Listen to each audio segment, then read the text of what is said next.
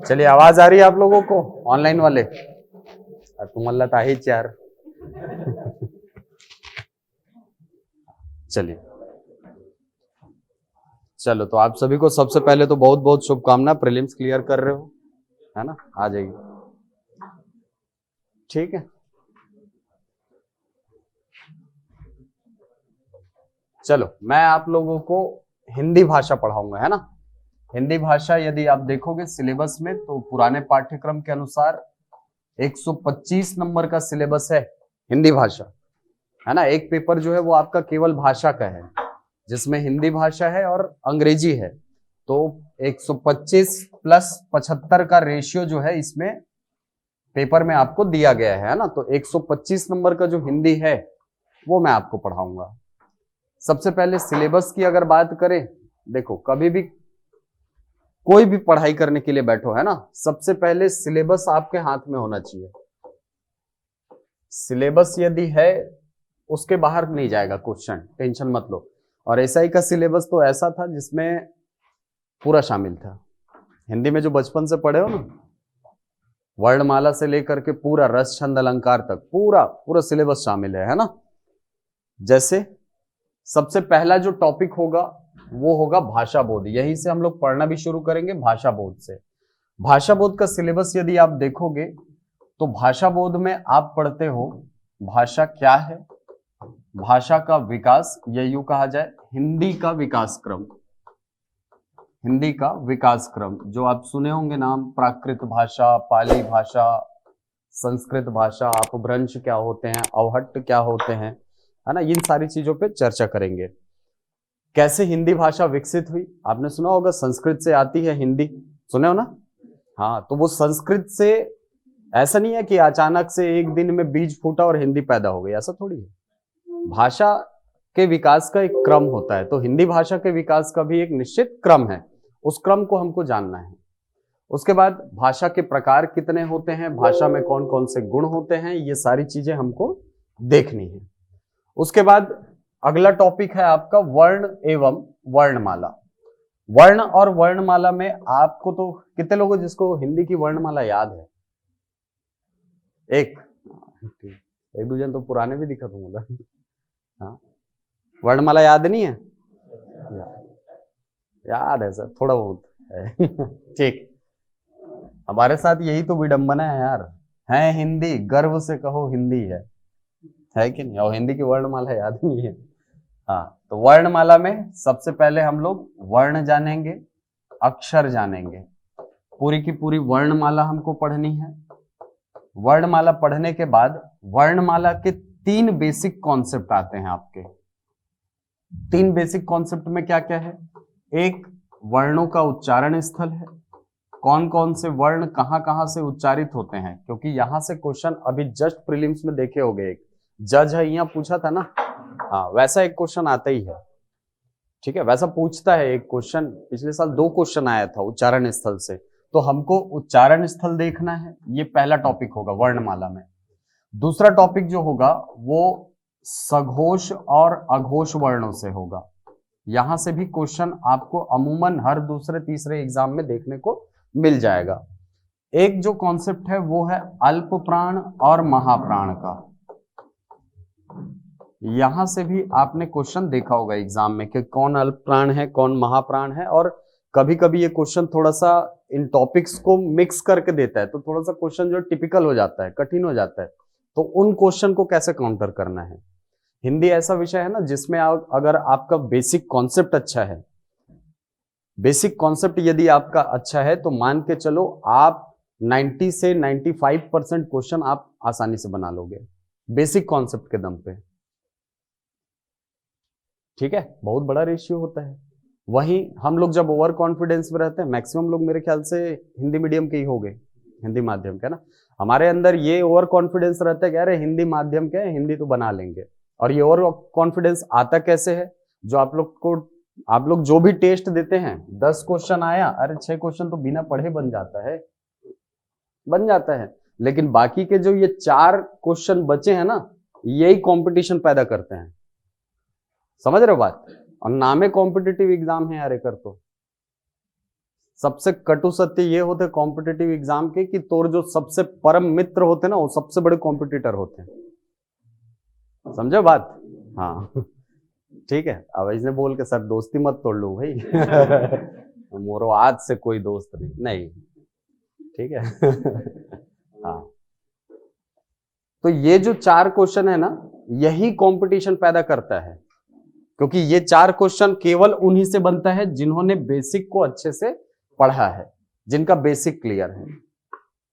ठीक, इसके बाद शब्द एवं शब्दों का विभाजन। तो शब्दों के विभाजन के जो 5 आधार होते हैं, अर्थ के आधार पर, रूपांतरण के आधार पर, देखे होगे क्वेश्चन है ना, डायरेक्ट क्वेश्चन पूछता है कि फलाना के आधार पर शब्द के कितने प्रकार हैं, यहां से क्वेश्चन आता है। और इसी के अंतर्गत आएगा आपका, देखो एक तो आएगा आपका उत्पत्ति के आधार पर शब्द, ठीक है, उत्पत्ति के आधार पर शब्द, यहीं पर इसका 4 विभाजन होता है। एक तत्सम तद्भव, तत्सम होता है, तद्भव होता है, देशज शब्द होता है और विदेशज शब्द होता है। तो इस विभाजन को हमको पढ़ना है, और यहां पर जितना माथापच्ची हम करते हैं, अगर उतना माथापच्ची दूसरी जगह करे तो पता नहीं कहां से कहां पहुंच जाए, है ना।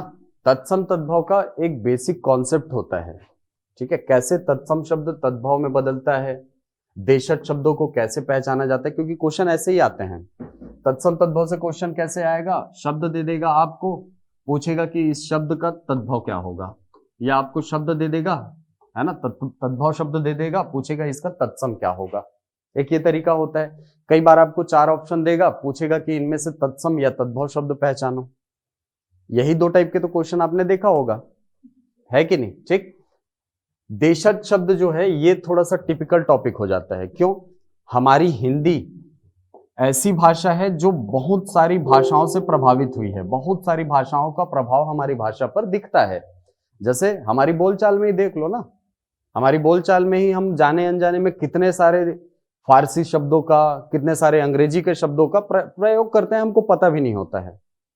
रिक्शा शब्द का प्रयोग करते हो, जापानी भाषक शब्द है।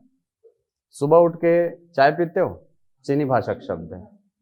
हाँ ठीक है, चाय तो चाय पत्ती नहीं, चाय पत्ती संकर शब्द है, पत्ती हिंदी है ना।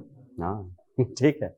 हाँ, तो देशज शब्दों से क्वेश्चन कैसे आएगा, देशज शब्दों से क्वेश्चन आता है, आपको शब्द देगा, पूछेगा ये किस भाषा का शब्द है, आपको 4 ऑप्शन देगा, उसमें से एक ऑप्शन सही रहता है ना। और यहां पर लोग गलतियां करते हैं देशज शब्दों में, सॉरी विदेशज शब्दों में। विदेशज शब्दों में ऐसे ही पूछता है क्वेश्चन, ठीक है, आपको शब्द देगा, पूछेगा कि ये किस भाषा का शब्द है, तो उसको कैसे याद करना है, कैसे लंबे समय तक आप याद रख सकते हो, उस पर बात करेंगे। इसके बाद फिर देशज शब्द है। देशज शब्द में देशज शब्दों को भी पहचानने का एक तरीका होता है, तो उस तरीके को हम लोग जानेंगे। यहीं पर इसी शब्द और शब्द के विभाजन में आएगा आपका रूढ़ शब्द, यौगिक शब्द और योग रूढ़ शब्द। नाम सुने होंगे, रूढ़ शब्द, यौगिक शब्द और योग रूढ़ शब्द, ये देखे होंगे। यहां से भी क्वेश्चन आता है योग रूढ़ शब्द पहचानने के लिए अंतर क्या होता है, कभी कभी परिभाषा से क्वेश्चन पूछता है, ठीक है, तो उसको देखना है हमको। इसी विभाजन में आपको विकारी और अविकारी शब्द मिलेंगे। इसी विभाजन में आपको संज्ञा, सर्वनाम, क्रिया विशेषण, संबंधवाचक, समुच्चयवाचक और विस्मयादि बोधक, 8 प्रकार के जो शब्दों का विभाजन है वो दिखेगा। आपके सिलेबस में वैसे लिखा रहता है, 5 ही टाइप को लिखा रहता है, ये देखो, संज्ञा, सर्वनाम, क्रिया विशेषण और क्रिया विशेषण, इन 5 को लिखा रहता है। लेकिन जहां पर भी अव्यय लिखा हुआ दिखे, समझ जाना वो बाकी के जो 3 बचे हैं, है ना। वैसे तो होते अव्यय 4 प्रकार के हैं, इन चारों को ही शामिल किया जाता है अव्ययों में। एक क्रिया विशेषण, एक संबंधवाचक, एक समुच्चयवाचक और एक विस्मयादि बोधक। ये चारों क्या होते हैं, अव्यय के अंतर्गत गिने जाते हैं, और अव्ययों में उन्हीं को पढ़ा जाता है। इसके बाद लिंग, वचन, कारक रचना, ठीक है। ये बहुत छोटा टॉपिक है, बहुत सरल टॉपिक है, लेकिन लोग इसमें भी गलतियां करते हैं। गलती करने का एक सबसे बड़ा कारण ये होता है कि हमारी हिंदी जो मानक रूप में होनी चाहिए वो मानक होती नहीं है। है कि नहीं। बहुत सारे हिंदी के शब्दों को हम पहचानते नहीं है कि ये पुरुष शब्द है कि स्त्री शब्द है, जबकि हिंदी में ऐसा भी नहीं है कि हमारे यहाँ उभय लिंग या नपुंसक लिंग जैसी व्यवस्था हो, नहीं। हमारे यहाँ केवल दो प्रकार के लिंग है, एक पुल्लिंग होता है शब्द या तो स्त्रीलिंग होगा शब्द, यही दो व्यवस्था है और कोई व्यवस्था नहीं है। उसके बावजूद हम शब्दों को नहीं पहचान पाते हैं। हाँ, आ जाइए। ठीक, तो देखेंगे लिंग कितने प्रकार के, कैसे शब्दों को पहचाना जाता है, कौन सा शब्द पुल्लिंग होगा, कौन सा शब्द स्त्रीलिंग के अंतर्गत रखा जाता है। वचन वही एक वचन और बहुवचन, हमारे यहाँ द्विवचन नहीं होता भाई, ठीक है। हमारे यहाँ द्विवचन जैसी कोई व्यवस्था नहीं है। संस्कृत में हुआ करता था, इसीलिए पढ़ते थे रामः रामौ रामाः, एक राम, दो राम, बहुत से राम, पढ़ते थे ना। हाँ, लेकिन हिंदी में नहीं है। हिंदी में या तो एक होगा या एकाधिक होगा, यानी एक वचन में होगा शब्द या बहुवचन में होगा। कुछ शब्द ऐसे होते हैं जो हमेशा एक वचन में होते हैं, कुछ शब्द ऐसे होते हैं जो हमेशा बहुवचन में प्रयोग में लाया जाता है। तो ऐसे शब्दों को हमको पहचानना है, क्योंकि क्वेश्चन वहीं से आने हैं। लिंग से क्वेश्चन आएगा, आपको 4 शब्द देगा, पूछेगा इनमें से पुल्लिंग शब्द पहचानो या इनमें से स्त्रीलिंग शब्द पहचानो, कोई एक शब्द जो है वो बाकी 3 से अलग रहेगा। यही होता है, देखे होगे, है ना। ऐसा तो है नहीं कि पहली बार एग्जाम दे रहे हैं, लगभग सब लोग कुछ ना कुछ एग्जाम दे चुके हैं, है कि नहीं। हाँ, कारक रचना, यहां पे हमको कारक के बारे में पढ़ना है, कारक के बारे में, ठीक है। जो 8 कारक होते हैं हमारे यहाँ, उनको पढ़ना है, यानी कर्ता से लेकर के संबोधन तक जो चिन्ह होते हैं उनको हमको पढ़ना पड़ेगा। इसके बाद संधि और संधि का विच्छेद, ये थोड़ा बड़ा टॉपिक है और इसको हम वर्णमाला के ठीक बाद पढ़ेंगे, संधि और विच्छेद को, ठीक है, क्योंकि ये सीक्वेंस है। संधि को आप कैसे परिभाषित करते हो, क्या होती है संधि? दो दो हाँ, वर्णों का मेल, वर्ण आया ना। हाँ, तो ये वर्णों का मेल कैसे होता है और वर्णों का मेल होने पर विकार कैसे पैदा होता है, इसको हम लोग वर्णमाला के ठीक बाद देखेंगे। इसके बाद समास विग्रह है ना, संधि है, संधि विच्छेद, उसके बाद समास और विग्रह, ये शब्द के बाद पढ़ा जाता है। शब्द के बाद जो पद रचना होती है ना, पद रचना के बाद अगला टॉपिक होता है समास, ठीक है। ये शब्द रचना है, संधि विच्छेद और समास विग्रह, ये शब्द रचना के अंतर्गत रखा जाता है दोनों को। इसके बाद अगला टॉपिक है उपसर्ग प्रत्यय, बेसिक टॉपिक है। क्वेश्चन यहां से आएगा, आपको शब्द देगा, पूछेगा इनमें इसमें कौन सा उपसर्ग लगा है या कौन सा प्रत्यय लगा हुआ है, देखे होगे क्वेश्चन, ठीक है। मैं अभी देखो, ये मत सोचना कि सर पढ़ाना चालू करो, नहीं, सबसे पहले दिमाग में ये स्ट्रक्चर तो बनाओ कि आपको पढ़ना क्या क्या है, इससे बाहर मत भागना, ठीक। उपसर्ग प्रत्यय के बाद पर्यायवाची शब्द, समुच्चारित भिन्नार्थक शब्द और विलोम शब्द, ये सबसे माथापच्ची वाला सेक्शन, सबसे ज्यादा सर फोड़े के मन करते जब एला पढ़ेल बैठता होता है कि नहीं। कितना याद करन सर, कितना याद करन। किताब है सबके पास हिंदी की, ठीक है, विनय कुमार पाठक जी की किताब ले लेना, वैसे ले ही ली होगी 2018 से है कि नहीं। हाँ, कुछ नहीं, डेली का ना 5-5 तो पढ़ना चालू कर दो, डेली 5-5 पढ़ना शुरू कर दो, ठीक है। 5 पढ़ो, इसको पढ़ने का तरीका क्या होता है, 5 पढ़ो, अगले दिन जब 5 पढ़ोगे तो इस 5 को रिवीजन करो, 10 हो गए, अगले दिन फिर 5 पढ़ो तो इन 10 को रिवीजन करो। ये बढ़ने का तरीका होता है, ये बढ़ने का तरीका है। एक दिन में अगर सबको पढ़ने की कोशिश करोगे तो फिर वही वाली बात हो जाएगी, साल भर का खाना एक दिन खाना और बाकी 364 दिन भूखे रहना। साल भर का एक दिन में नहीं खिलाता ना, वैसे ही ये सारी चीजें अगर एक साथ पढ़ने का प्रयास करोगे तो ये एक साथ याद नहीं होने वाले, ये रिवीजन की चीज है, जितना रिवीजन करोगे उतना परफेक्ट होता जाएगा, ठीक है। तो 5-5 करके पढ़ना अभी से शुरू कर दो कम से कम, ओके। आगे सिलेबस, सिलेबस में आप आगे देखोगे आपको मिलेगा वाक्यांशों के लिए एक शब्द, जिसको आप अनेक शब्दों के लिए एक शब्द जो बोलते हो ना, हाँ ये भी है। तो इसको भी 5-5 वाला फॉर्मूला अपनाओ, 5 ठो पढ़ो एक दिन में, अगले दिन फिर 5 को रिवीजन करो। ठीक, इसके बाद पद एवं वाक्य रचना। वाक्य से देखो, पद रचना में तो हम समास को पढ़ लेते हैं, समास जो है वो पद रचना का तरीका होता है ना। वाक्य रचना की अगर बात करोगे तो वाक्य रचना में 3 प्रकार के जो वाक्य होते हैं, सरल वाक्य, संयुक्त वाक्य और मिश्र वाक्य, उसको हमको पढ़ना होता है। इसके अलावा वाक्य रचना में वाक्य के जो अंग होते हैं, उद्देश्य होता है, विधेय होता है, उद्देश्य विस्तार होता है, कर्ता विस्तार होता है, सुने होगे नाम, है कि नहीं, ये सारी चीजें इसके अंतर्गत आती है। तो इन सारी चीजों पे डिटेल में चर्चा होगी। वाक्य भेद, देखो वाक्य को बांटने के जो 2 आधार होते हैं उसको हमको पढ़ना होता है, एक रचना के आधार पर वाक्य और दूसरा अर्थ के आधार पर वाक्य।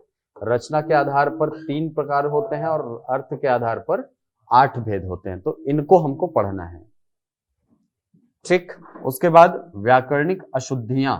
अब देखो, एक लाइन में लिख दिया जाता है व्याकरणिक अशुद्धियां, लेकिन व्याकरणिक अशुद्धियां में 2 चीजें शामिल होती हैं, एक शब्द शुद्धि और दूसरा वाक्य शुद्धि। ठीक है, पिछले साल का पेपर आप देखोगे तो आपको पता चलेगा कि यहां से 2-3 क्वेश्चन आए हुए हैं लगातार शुद्ध शब्द वाला, है ना। हिंदी और अंग्रेजी भाषा में दक्षता, तो कोई इसमें दिखाता हूं आपको, ये पेपर आपको दिख रहा है, कल देखे क्या इसको पेपर को? हाँ जी, हाँ आया हुआ है ना, क्वेश्चन आया हुआ है इसमें। ठीक है, शब्द शुद्ध शब्दी से शब्द शुद्धि से क्वेश्चन आया हुआ है।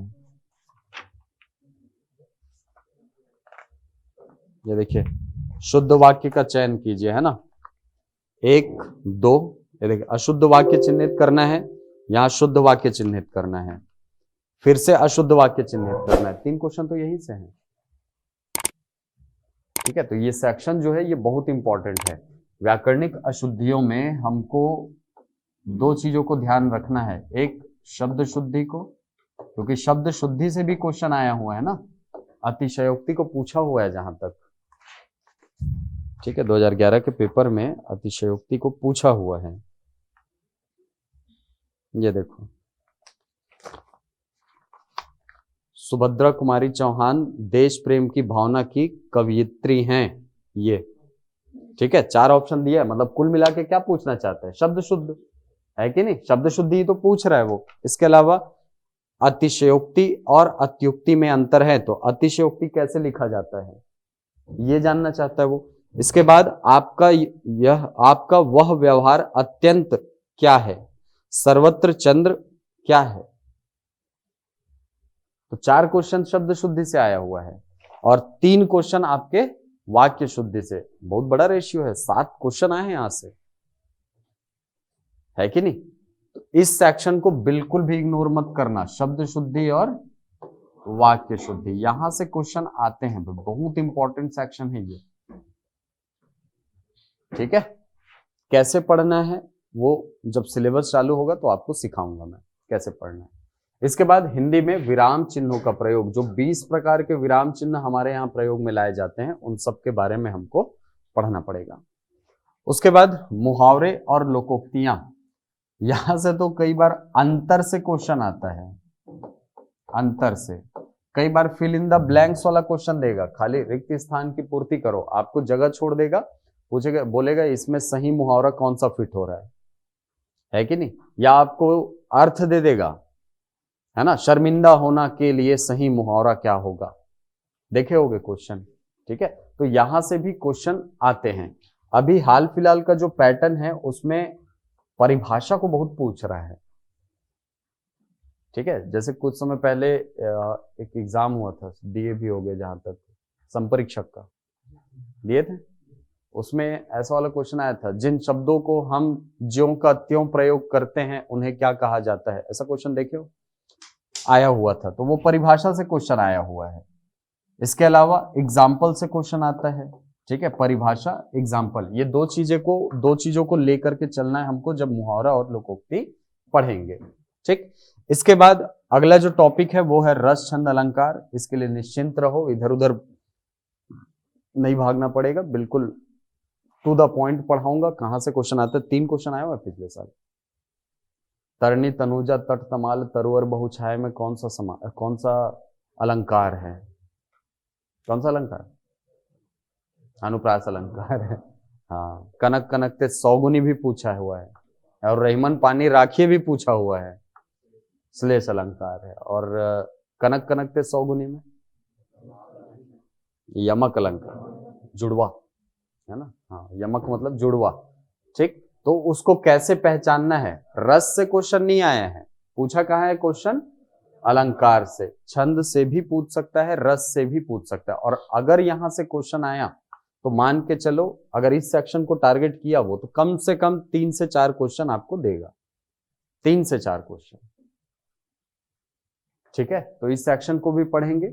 इसके बाद पत्र लेखन, छत्तीसगढ़ के साहित्य और साहित्यकार और उनकी रचनाएं, ये सेक्शन आपको डिटेल में पढ़ना पड़ेगा। ठीक, 2011 वाला जो पेपर था उसमें पत्र लेखन जो था वो अलग से क्वेश्चन दिया हुआ है ना, लास्ट में दिया हुआ था। ये देखिए, निम्नलिखित में से किसी एक विषय पर हिंदी में एक पत्र लिखे। तो थ्योरेटिकल था ये वाला क्वेश्चन। ठीक, एक निबंध लिखने बोला था 200 शब्दों में, 4 ऑप्शन दिए हैं, किसी एक विषय पर लिखना है। तो यहां से क्वेश्चन तो आना है, पत्र लेखन हो गया, निबंध लेखन हो गया, वहां से एक क्वेश्चन आता है। और छत्तीसगढ़ के साहित्यकार और उनकी रचना, यहां से क्वेश्चन हालांकि पिछले साल नहीं पूछा है, लेकिन बिल्कुल संभावना है कि पूछ सकता है। किसमें? अभी क्लियर नहीं किया है ना, अभी मेंस का सिलेबस क्लियर कहाँ किया है। ठीक है, हम तो एक ओवरऑल अप्रोच लेकर के चल रहे हैं कि आपके सिलेबस में ये सारी चीज तो होंगी ही हिंदी में। ठीक है, जो भी ऐड होना है या जो भी माइनस होना है वो तो जब नया नोटिफिकेशन आएगा मेंस के लिए तभी क्लियर हो पाएगा। ठीक है, उसके हिसाब से थोड़ा परिवर्तन हो सकता है, कोई दिक्कत नहीं है। लेकिन ये ऐसा सिलेबस है, ये ऐसी चीजें हैं जो हर सिलेबस में होता ही है हर सिलेबस में, है ना। तो हम एक बैलेंस्ड अप्रोच शुरू से बना के चलते हैं कि भाई अगर यहां से क्वेश्चन आया तो हमसे नहीं छूटना चाहिए। अगर मेंस के सिलेबस का वेट करते रहोगे, जितना पढ़ना है वो फिर डिले होता जाएगा। ठीक है, तो शुरुआत हम लोग अभी से कर देंगे। जितना बेसिक कॉन्सेप्ट है वो आपको सीखना पड़ेगा शुरुआत से, और अगर अभी से लग जाओगे तो बाद में फिर हड़बड़ाहट नहीं होगी। जैसे अभी प्रीलिम्स के लिए हुआ ना, 6 तारीख को नोटिफिकेशन कैंसिल हुआ, सडन आया 29 को पेपर लेना है। कितना दिन टाइम मिला? 12 दिन है। अच्छा पढ़ैया मन के हाथ पांव कांप के रही से। ठीक है, बहुत जल्द मैं जानता हूँ यार, वो मन एकदम, अरे सर काला पढ़न बता दो। बोला इतना दिन ले पढ़ा था सौका, नहीं सर सब भुला गए, नोटिफिकेशन है वही स्थान घूमे चल दे रहे भोरम देव। है नहीं, तो बिल्कुल छोड़ना नहीं है, पढ़ाई को छोड़ना बिल्कुल नहीं है। सर हिंदी का निबंध और पत्र लेखन पहले, अरे टेंशन मत लो, सब होगा साथ में, सब होगा साथ में।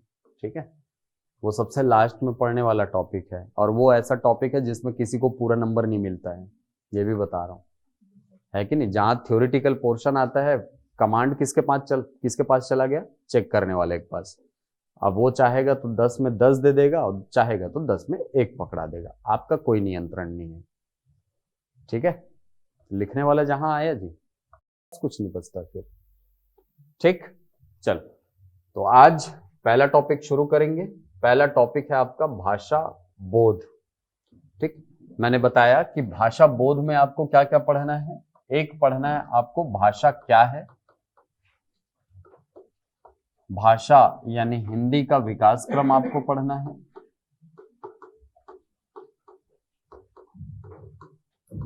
हिंदी का विकास क्रम आपको पढ़ना है। इसके अलावा एक टॉपिक और हम लोग इसमें ऐड कर देंगे, भारतीय संविधान में भाषा। भारतीय संविधान में भाषा के संबंध में क्या प्रावधान है। इन तीनों चीजों को हम लोग किसके अंतर्गत पढ़ लेंगे? भाषा बोध के अंतर्गत। जब आप इसको पढ़ोगे तो ये थोड़ा सा हेल्प कर देगा आपको संविधान में, और ये बहुत इंपॉर्टेंट सेक्शन है। भाग 17 अनुसूची 8 जो है वो बहुत इंपॉर्टेंट सेक्शन है, वहां से क्वेश्चन आते हैं। ठीक है, तो हो सकता है आपको जीएस में ये क्वेश्चन दे दे, है ना, या हो सकता है आपको लैंग्वेज में दे दे। चलो, तो ये 3 चीजों पर मेनली फोकस होगा हमारा। भाषा क्या है, हिंदी भाषा का विकास क्रम, और भारतीय संविधान में भाषा, भाषा के संबंध में प्रावधान। चलिए, तो सबसे पहले भाषा क्या है ना, जब भी आप कोई भी टॉपिक पढ़ना शुरू करो, सबसे पहली चीज जो आपको पढ़नी होती है वो है क्या, परिभाषा। तो भाषा क्या है, पहला सवाल, भाषा क्या है? क्या है भाषा? क्या है भाषा? एक्सप्लेन करने का तरीका, और हिंदी में? हाँ अच्छा, समझाने समझने का तरीका नहीं है, समझाने का है। देखिए, भाषा जो शब्द है, भाषा जो शब्द है ये संस्कृत के भाष धातु से बनता है। संस्कृत में एक धातु रूप होता है जिसका नाम क्या है, भाष, जिसको बोला जाता है भाष। भाष का अर्थ होता है बोलना। भाष का अर्थ क्या होता है, बोलना। भाषा अभिव्यक्ति का वो माध्यम है जिसके द्वारा हम मन के भावों को प्रकट करते हैं, अपने भावों का संप्रेषण करते हैं दूसरों तक, यही क्या है, भाषा है। ठीक, भाषा की जो सबसे पहली परिभाषा है वो दी गई है महर्षि पतंजलि के द्वारा। महर्षि पतंजलि, अगर आप भाषा का इतिहास देखेंगे तो व्याकरण की सबसे पुरानी किताब मिलती है महर्षि पाणिनि की। नाम सुने? महर्षि पाणिनि ने एक पुस्तक लिखी थी, अष्टाध्यायी, अष्टाध्यायी नाम की एक पुस्तक लिखी थी। ये अष्टाध्यायी जो है ये विश्व के व्याकरण की पहली किताब है, विश्व में व्याकरण की पहली किताब, भारत में नहीं, विश्व में व्याकरण की पहली किताब मानी जाती है। संस्कृत के व्याकरण इसमें लिखा गया था, है ना। महर्षि पाणिनि के इस पुस्तक को आधार बनाकर महर्षि पतंजलि ने एक और पुस्तक लिखी बाद में, लगभग 500, 600, 700 साल के बाद। उस पुस्तक का नाम रखा इन्होंने महाभाष्य। नाम सुने? महाभाष्य। अष्टाध्यायी के चरणों को इसमें सरल करके समझाया गया था। अष्टाध्यायी के जो 8 यूनिट थे, 8 अध्याय हैं इसलिए अष्टाध्यायी है ना, उनको सरल करके समझाया गया था महर्षि पतंजलि के शास्त्र में, जिसका नाम क्या रखा उन्होंने, महाभाष्य। इस महाभाष्य का जो पहला यूनिट है जिसको हम माहेश्वर सूत्र बोलते हैं, इस माहेश्वर सूत्र में पहली बार परिभाषित किया गया किसको, भाषा को। इस भाषा की परिभाषा सबसे पहली बार कहां दी गई, महर्षि पतंजलि की पुस्तक महाभाष्य में। इस पुस्तक में भाषा को परिभाषित करते हुए महर्षि पतंजलि लिखते हैं, भाषम व्यक्तायाम वाचि भावम मनेन उपजन्ते। क्या लिखा, भाषम व्यक्तायाम वाचि भावम मनेन उपजन्ते। बहुत आसान संस्कृत है ना, लिखा तो है बहुत सरल संस्कृत में। माइक ऑफ कर दो भाई जिसको ऑन है, हाँ नोट्स मिलेगा ना। चलिए, अर्थ क्या निकला, भाषा अभिव्यक्ति का माध्यम है जो मन में उत्पन्न होने वाले भावों को अभिव्यक्त करता है ना। भाषा अभिव्यक्ति का वह माध्यम है जो मन में उत्पन्न होने वाले भावों को अभिव्यक्त करता है। यह पहली बार परिभाषा दी गई किसके द्वारा, पतंजलि के द्वारा। ठीक, भाषा अभिव्यक्ति का वह माध्यम है जो मन के भावों को अभिव्यक्त करता है। ठीक, भाषा, यहां से क्वेश्चन आता है कई बार, है ना। एक तो यहां से क्वेश्चन आता है कि भाषा शब्द किस धातु से बना है, पाणिनि की पुस्तक का नाम, पतंजलि की पुस्तक का नाम, ये क्वेश्चन में आता है कभी कभी। ठीक, तो भाषा लिख लीजिए, परिभाषा है ना कॉपी में, भाषा अभिव्यक्ति का वह माध्यम है, भाषा अभिव्यक्ति का वह माध्यम है संतोष सर बंद कर देना का माइक ला, कावर चालू करके रखे हस।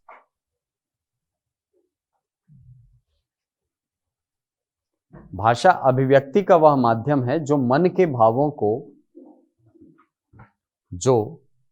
भावों को अभिव्यक्त करता है।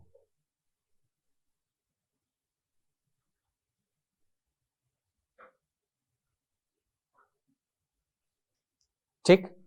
अब यदि मैं भाषा के गुण की बात करूं तो भाषा के बहुत सारे गुण हैं, जिसमें सबसे पहला गुण है भाषा की परिवर्तनशीलता। भाषा क्या होती है? सदैव परिवर्तनशील होती है।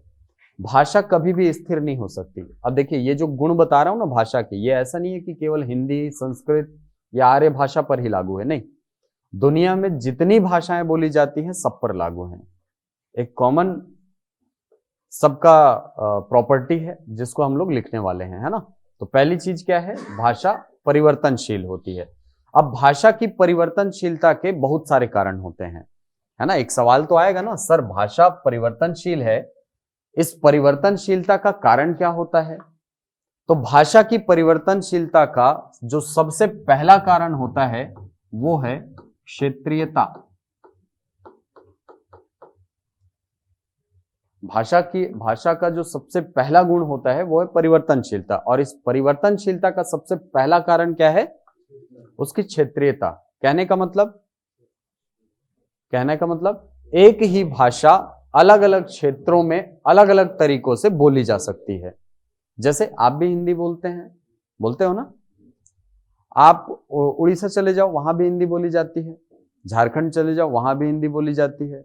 यूपी बिहार चले जाओ, वहां भी हिंदी बोलते हैं। दिल्ली चले जाओ, वहां भी हिंदी बोली जाती है। लेकिन क्या आपकी हिंदी गुजरातियों की हिंदी के बराबर है? वैसी ही बोली जाती है जैसा वहां बोली जाती है? नहीं।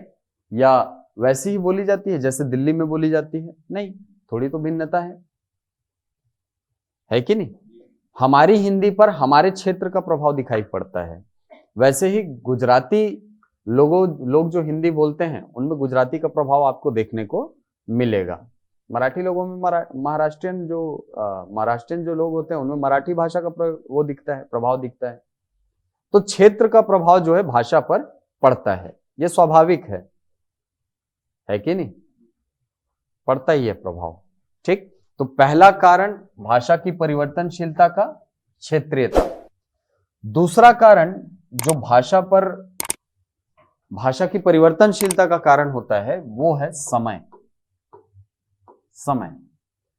कोई भी भाषा समय के कारण परिवर्तित होती ही है।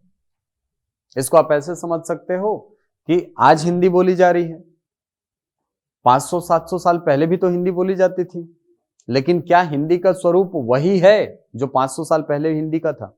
नहीं, बहुत परिवर्तन हो गया है। 500 साल पहले की हिंदी आज की हिंदी से बहुत मायनों में अलग है।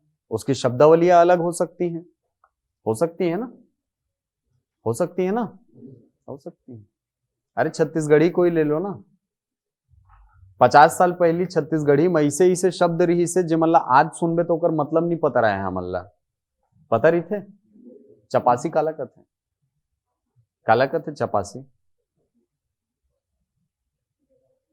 नहीं जानो, बैला गाड़ी पार्ट होते चपासी है।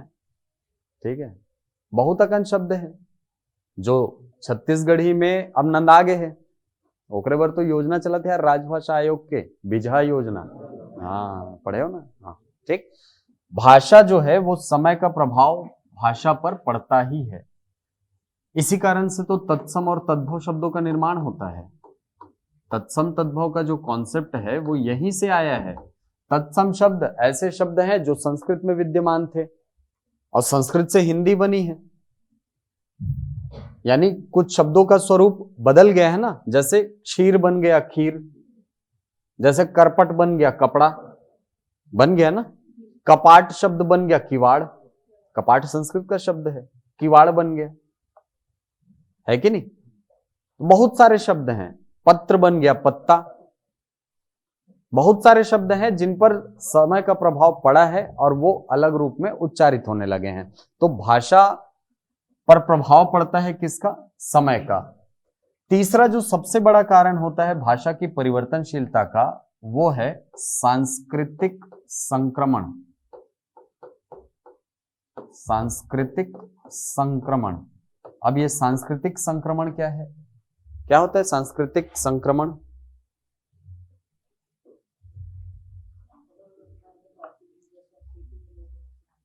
हाँ हाँ, संस्कृतियों का मेल। संक्रमण मतलब क्या होता है? मिलना। मिलना होता है ना संक्रमण मतलब, ठीक है।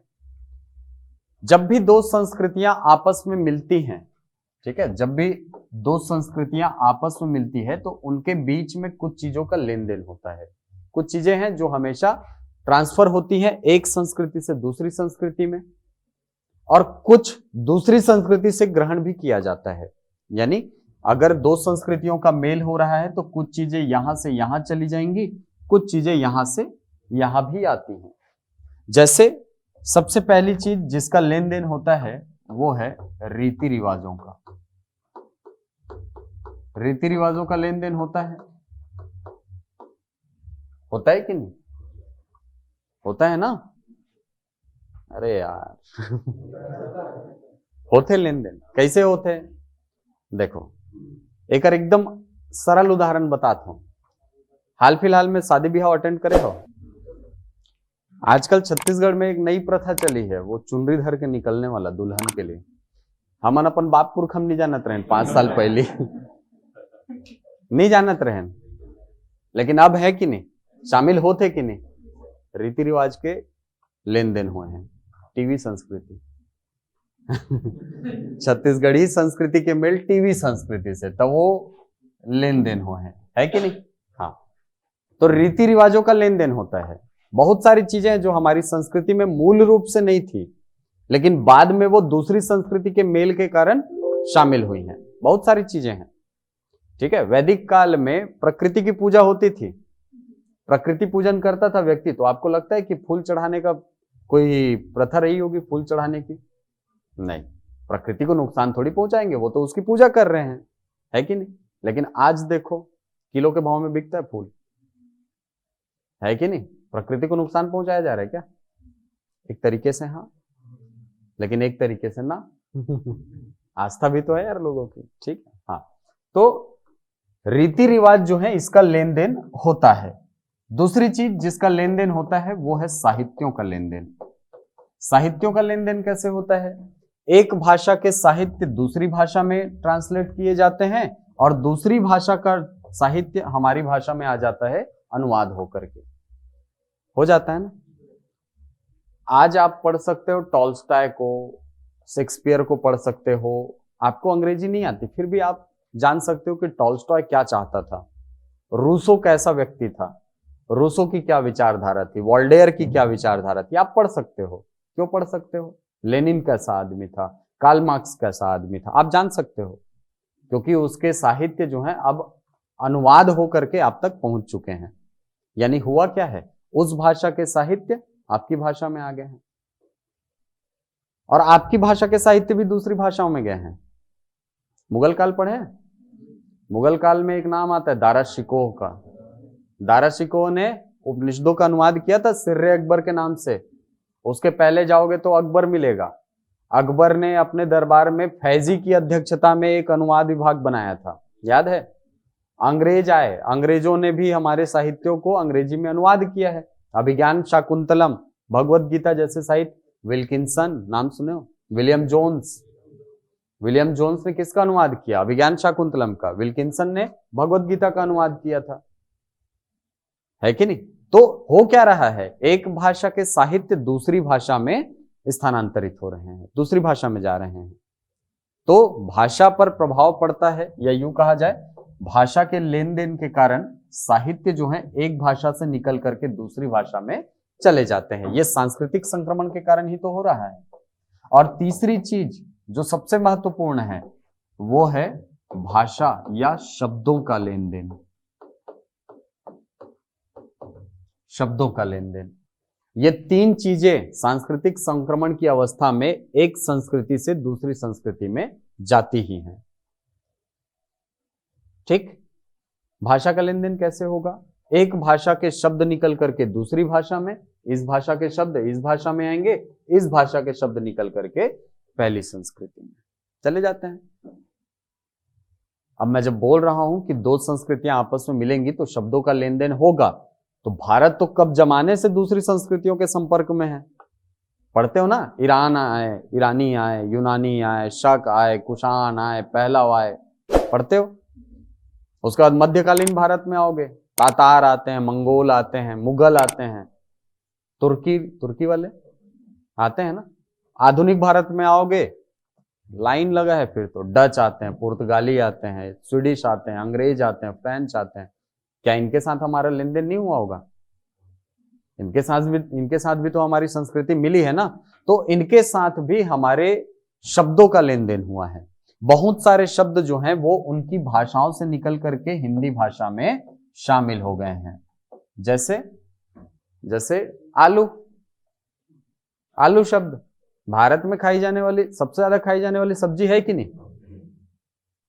और मजे की बात, वो एक पुर्तगाली शब्द है। पुर्तगाली शब्द है कि नहीं? हाँ, ठीक है।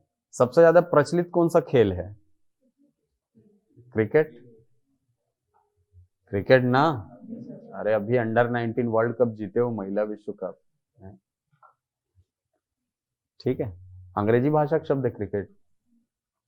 इस तरीके से घुल मिल गए हैं ये शब्द कि हम इनका हिंदी जानना भी नहीं चाहते हैं। आलू का कौन हिंदी जानना चाहता है, बताओ तो? नहीं जानना चाहता कोई। चाय का कौन हिंदी जानना चाहता है? नहीं चाहिए। रिक्शा शब्द का कौन हिंदी जानना चाहता है? नहीं जानना चाहते।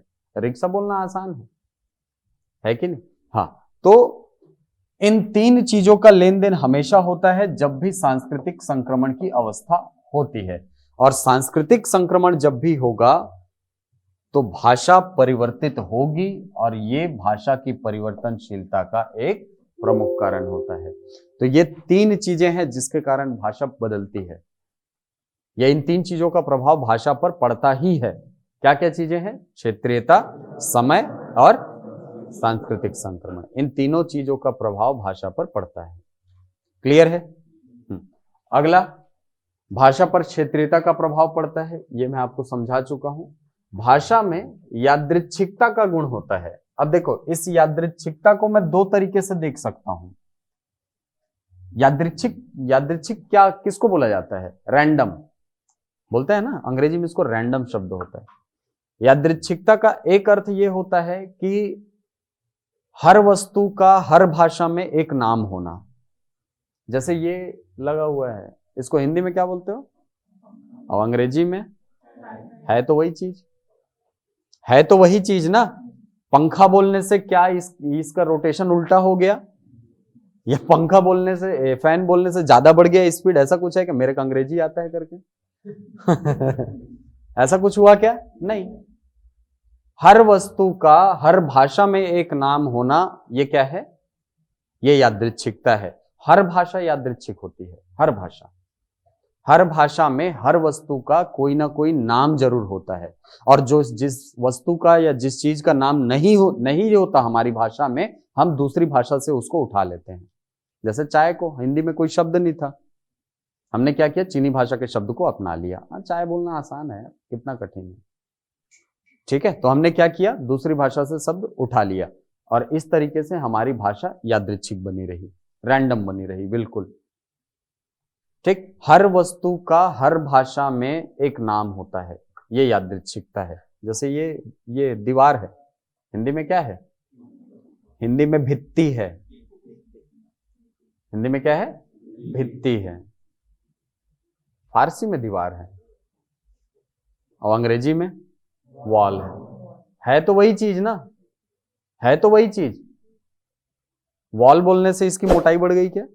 नहीं, उतना ही है वही चीज, है ना। तो हर भाषा में हर वस्तु का एक नाम होना, यही क्या है? यादृच्छिकता है। दूसरी चीज, यादृच्छिकता को मैं और दूसरी तरीके से कैसे परिभाषित कर सकता हूं? जैसे कौवा को कौवा क्यों बोलते हैं, उसका कोई लॉजिक नहीं होता। कौवा को कौवा क्यों बोलते हैं, इसका कोई लॉजिक है? कोई लॉजिक है? मिट्टी को मिट्टी बोलने का कारण क्या है? कोई कारण नहीं है। कोई कारण? सड़क को सड़क बोलने का कारण क्या है? कोई कारण नहीं है। संस्कृत में बहुत सारे शब्दों के कारण मिल जाते हैं, जैसे जलज है तो जल में उत्पन्न होता है इसलिए जलज है। पंकज है, पंक यानी कीचड़, कीचड़ में उत्पन्न होता है इसलिए पंकज है। जलद, जल देता है इसीलिए जलद है। जलधि, जल को धारण करता है इसीलिए जलधि है। लेकिन हिंदी के जो देशज शब्द होते हैं उनका कोई कारण नहीं होता है। ठीक है, उबड़ खाबड़ को उबड़ खाबड़ ही क्यों बोलते हो, सीधा क्यों नहीं बोलते हो? इसका कोई कारण है? कोई कारण नहीं। तो एक प्रकार की यादृच्छिकता ये भी है। तो ये दो प्रकार की यादृच्छिकता हर भाषा में होती है, हर भाषा में। ठीक, तो हर भाषा क्या होती है? यादृच्छिक होती है। और चौथा जो गुण है वो है हर भाषा का एक निश्चित ध्वनि चिन्ह होता है। ध्वनि चिन्ह बोलने का मतलब ध्वनियों को लिखने के लिए, ध्वनियों को लिखने के लिए जिन चिन्हों का प्रयोग किया जाता है उन्हें कहा जाता है ध्वनि चिन्ह। जैसे मैं यहां पर लिखता हूं, क्या लिखा है?